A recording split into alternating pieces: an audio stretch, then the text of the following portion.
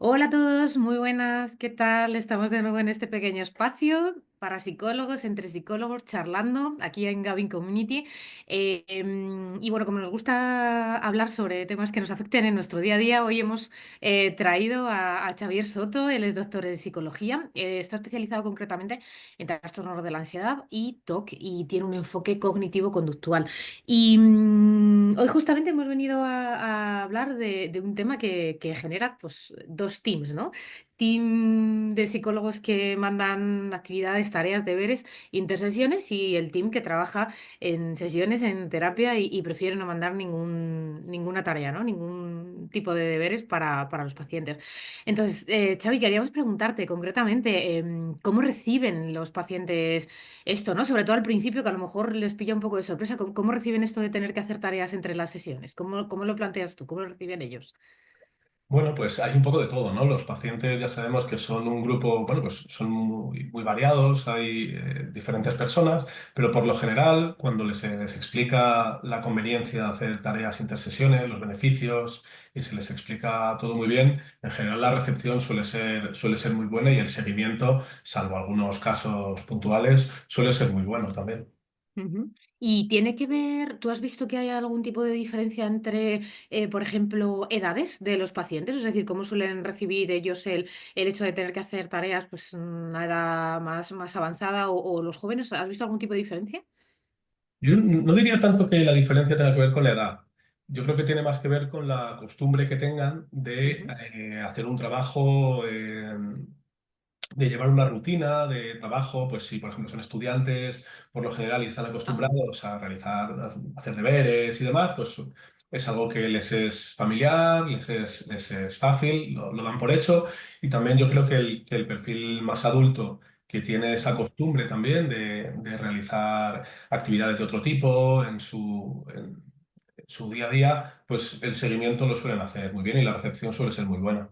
ujú, vale, por curiosidad, porque esto también nosotros, otro gran, otra gran polarización es el hecho de poder utilizar papel o digital.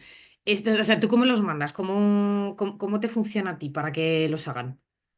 Pues la verdad que yo creo que aquí hay que intentar adaptarse porque la mejor forma de enviárselo es la que vayan a hacer, la que sea más cómoda para ellos y la que vayan a hacer. Yo creo que aquí hemos cambiado un poco, ¿no? Yo recuerdo cuando empecé era más habitual hacer registros en papel, era más habitual Ujú, las tareas también en papel y a medida que han ido apareciendo, ¿no? Nuevos formatos, nuevas formas de comunicarnos con nuestros pacientes también que permiten utilizar soportes digitales, pues muchas veces es muy cómodo, por ejemplo, ahora hacer un registro y apuntarlo en el teléfono móvil, ¿no? Antes era más habitual, pues en una libreta, en un papel, y ahora por lo general, si son tareas de registro, por ejemplo, pues suelen apuntarlo en el teléfono móvil.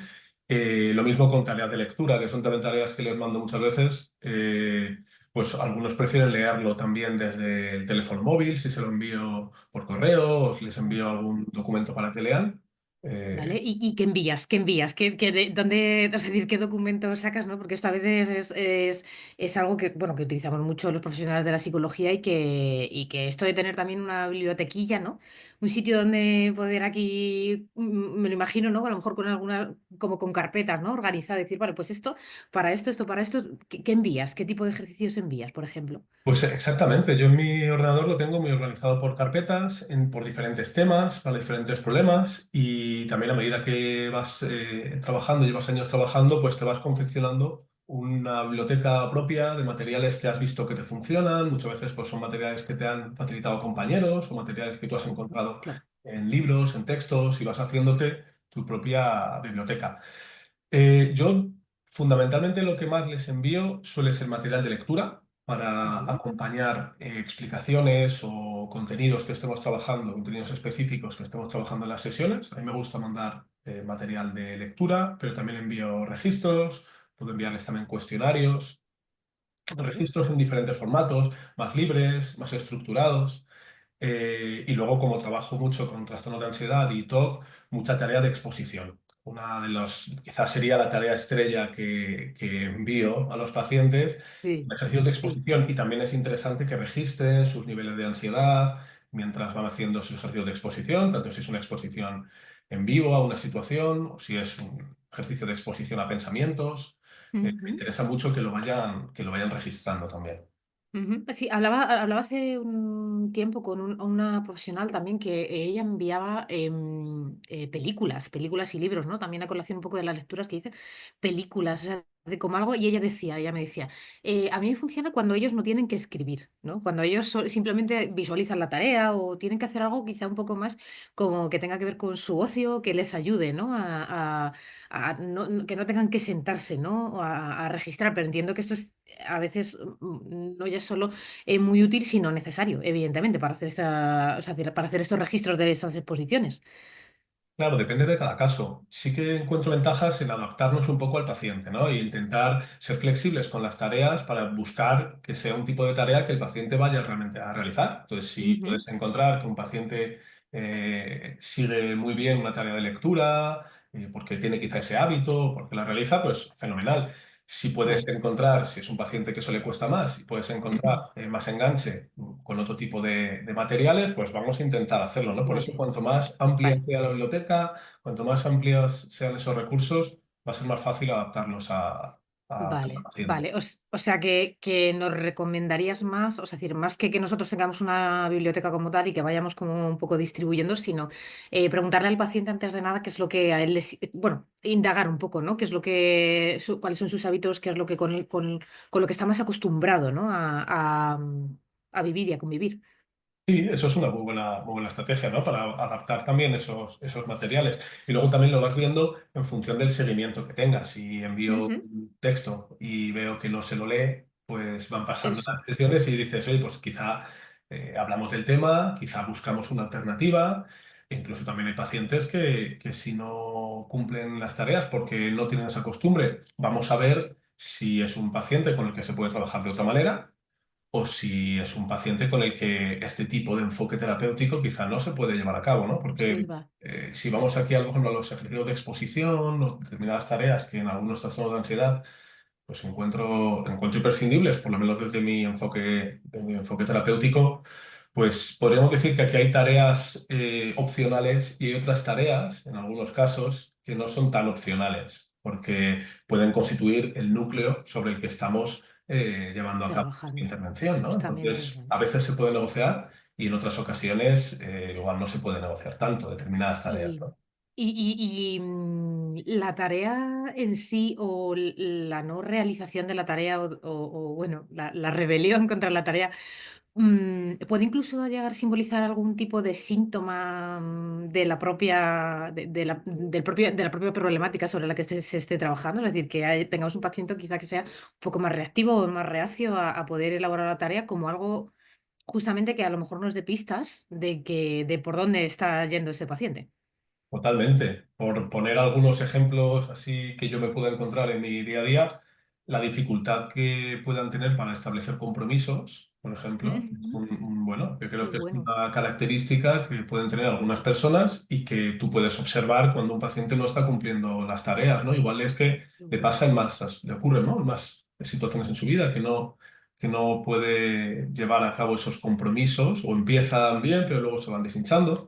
qué bueno. O, por ejemplo, también bueno, pues la evitación, ¿no? Si estamos proponiendo un ejercicio de exposición, podemos irlo graduando mucho hasta llegar a un nivel de exposición por el que empecemos muy suave, pero si incluso ese nivel de exposición muy suave por el que estamos empezando no es aceptado por el paciente, podemos ver, ¿no? Que de alguna manera hay una resistencia muy grande a experimentar Justo, justo, cualquier síntoma de ansiedad. Y yo ahí justo. sospecho que hay una evitación de Claro, experiencias de dolor psicológico muy, muy claro, potente, ¿no? claro, claro, eso es efectivamente. Y según me cuentas esto, se me ocurre la siguiente pregunta, ¿no? Según van avanzando ellos, cuando hay un buen avance, cuando hay una consecución de objetivos, ¿no? Em, ¿Cómo nos pueden servir todos estos materiales que vamos enviando, todos estos autorregistros que al final, bueno, ejercicios, etc., que al final vamos acumulando? ¿Cómo nos pueden servir como dentro de la propia terapia, ¿no? Esta acumulación, esta línea, cómo luego se la podemos devolver al paciente y que nos sirva, ¿no? De metadocumento, ¿no? Es decir, mira cómo has ido avanzando, ¿no? Esto, cómo lo podemos utilizar. Sí, yo creo que esto es muy interesante porque es una de yo creo que es una de las ventajas también de tener registros a lo largo del proceso terapéutico, ¿no? Y cuando puedes enseñarle al paciente un registro de las primeras semanas, muchas veces les pido registros libres, que me envíen, Ujú, que escriban al final del día cómo se han encontrado al final del día, enfatizando un poco en los pensamientos quizá que ha tenido con más frecuencia, pensamientos negativos, emociones desagradables. Y cuando le puedes enseñar, cuando hemos ido avanzando con la terapia, le puedes enseñar los registros de las primeras sesiones, muchas veces ellos mismos se sorprenden, ¿no? Y pueden hacer una valoración de su progreso que es muy interesante, que a veces cuesta, ¿no? Porque ya sabemos que en los procesos de cambio, a veces el cambio es tan progresivo sí, que a los pacientes, determinados pacientes, les cuesta observar esa evolución. Entonces mucho, encuentro que esa es sí. una de las ventajas también de ir guardando estos registros, que le puedas enseñar después y él mismo vea cómo pensaba o cómo se sentía hace algunas semanas Ujú, o hace algunos ujú, meses. ujú. Hablaba también con una compañera, pues justamente al hilo de un caso de un paciente que ella trabajaba con este tipo de materiales, ¿no? Lo que pasa es que, bueno, ella utilizaba el canal directo a través de WhatsApp donde le iba enviando documentación, ¿no? Entonces, se encontraba con dos problemas. Pues por un lado, evidentemente, que ella estaba, bueno, se había dado cuenta de que eso quizá no era el mejor canal, ¿no? Por privacidad. Y luego, por otro lado, se había encontrado con un problema que no sé si te ha nacido a ti o te has encontrado alguna vez o si no, o si sí, un poco cómo lo has encuadrado, cómo lo has reconducido. Y es que ella encontraba que el paciente se convertía bueno, en paciente casi todos los días, ¿no? Por decirlo así. O sea, tenía terapia todos los días porque al final, cuando él no sabía cómo hacer la terapia, o sea, el ejercicio, perdón, cuando él no sabía cómo, la escribía por WhatsApp, ¿no? Entonces, al final se convirtió en te escribo todos los días, pues mira, me ha pasado esto, al final no cojo la hoja que me estás enviando, sino que directamente te lo pongo a través de WhatsApp. ¿No? Y te lo cuento y luego, claro, al final eso copa la relación y hace que no haya un espacio real entre las sesiones y que, claro, evidentemente no hay unos límites claros puestos, ¿no? Sobre el trabajo. ¿Eso a ti te ha sucedido alguna vez? Yo en esto entiendo también que tiene que ver con el estilo del terapeuta y las decisiones que cada uno adopte de cómo quiere relacionarse con sus pacientes. Yo por lo general no me relaciono por WhatsApp con los pacientes porque el Ujú. WhatsApp genera una expectativa de respuesta inmediata. El WhatsApp es una aplicación de mensajería instantánea. Entonces, la expectativa que genera cuando tú envías un WhatsApp es que me tienen que responder. Y si pasan 2 horas o 3 horas y no te han respondido, ya te parece incluso un tiempo excesivo. Sí. Entonces, yo encuentro que esa aplicación mm, no es la mejor para hacer mi trabajo. Entonces, yo prefiero el correo electrónico. Entonces, ahí me es más sencillo, yo creo, con el correo electrónico establecer Ujú, ciertos límites. Ya no lo tengo, no genera esa expectativa. Aún así, sí ujú, me he encontrado algunos pacientes que, pues bueno, como le dejas abierto ese canal, pues utilizan ese canal mucho. Piensa que atiendo muchos pacientes con TOC y esto puede ser claro. una característica propia Jo, también de su, claro, su cuadro, ¿no? claro, Que buscan claro. esa reaseguración, buscan la confirmación, la reconfirmación, porque tienen muchas dudas, porque se sienten muy inseguros. Y, por ejemplo, a la hora de hacer una tarea, esto puede ocurrir, ¿no? Yo sí, Justo. si Sí. veo que es excesivo, lo explicito en la sesión y lo juego de una manera que él entienda que eso forma parte también de lo que tenemos que trabajar. Que si tú me estás buscando continuamente confirmaciones, si estás preguntándome continuamente o buscando de mí una pauta, un consejo casi diariamente por el correo, que eso no es adecuado y no tanto desde el punto de vista del respeto a los límites, que también podríamos explicarlo así, sino incluso por el propio manejo de su TOC, Claro. ¿no? Que, La propia que- que tiene que idiosincrasia aprender del a hacer paciente. eso de otra manera, ser independiente, a aguantar un poquito el Justo. malestar hasta la siguiente sesión. Ya podemos establecer algunos pactos, si le cuesta mucho aguantar hasta la siguiente sesión, vamos a ver cuántos días puede estar sin preguntarme, pero yo Qué lo bueno. juego de esa manera. Y en Qué general, bueno. ya digo que salir del WhatsApp yo le encuentro ventajas. Yo le encuentro Sí, Qué bueno, muy bueno, Xavi. Vale, pues solo nos queda la última pregunta y es, ¿cómo nos recomendarías o qué nos recomendarías para poder hacer, si hay alguna herramienta, algo que podamos hacer que nos aconsejes para poder, bueno, pues aunar, unificar, tener un sitio donde poder, bueno, pues tener toda la información del paciente, lo que le vayamos enviando, que él también quizá nos pueda escribir y que, como dices tú, pues se contextualice dentro de un canal justamente orientado a la terapia, un canal comunicativo en el que se pueda trabajar, como tú dices también esta inmediatez, que me ha parecido súper interesante esto que has dicho, como además efecto coayudante hacia el tratamiento del TOC. ¿Qué nos recomiendas? ¿Cómo lo hacemos? Bueno, ahí cada persona puede encontrar lo que le resulte más cómodo y lo que le resulte pues, más útil en su día a día.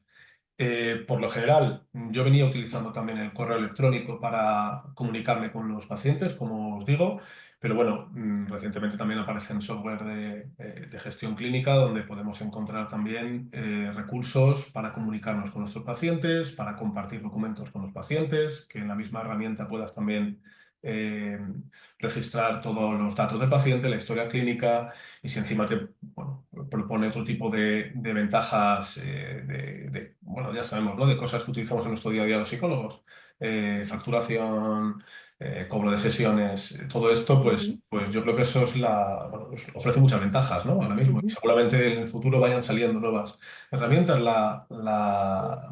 Todos los avances tecnológicos irán transformando un poco nuestra profesión y la manera en la que exactamente. nos comunicamos con los pacientes. Entonces yo encuentro Ujú, que esta vía tiene muchas posibilidades de futuro y que seguramente en el futuro la mayoría de claro. psicólogos estemos utilizando este tipo de Claro, herramientas. eso es. También lo bueno de esto, ¿no? Entiendo que es que cuando tú mandas una tarea y lo haces a través de un software, pues al final también queda esa huella digital, ¿no? De cuando la has enviado y que justamente, pues también la comodidad, ¿no? Yo pienso la comodidad del día a día, en el que, claro, estamos a un montón de cosas y al final, que lo que nos gusta es la terapia, por decirlo así, pues claro, el hecho de tener que estar archivando, ay, que ahora me envía este documento, que ahora lo escaneo, ¿qué tal? Pues bueno. Evidentemente existe una curva de aprendizaje donde vamos a tener que adquirir también estas costumbres digitales, a nosotros, que al final lo que nos gusta es estar con nuestro paciente en consulta, pero que bueno, que eso también nos puede ayudar. Bueno, Xavi, pues a mí personalmente me ha parecido interesantísimo, sobre todo este manejo que haces, ¿no? de las herramientas y cómo lo metes y lo utilizas y nutres, ¿no? La terapia con esto como un elemento más, ¿no? de tu día a día. Así que nada, agradecerte muchísimo este tiempito que nos has dado, estos consejos y tu visión.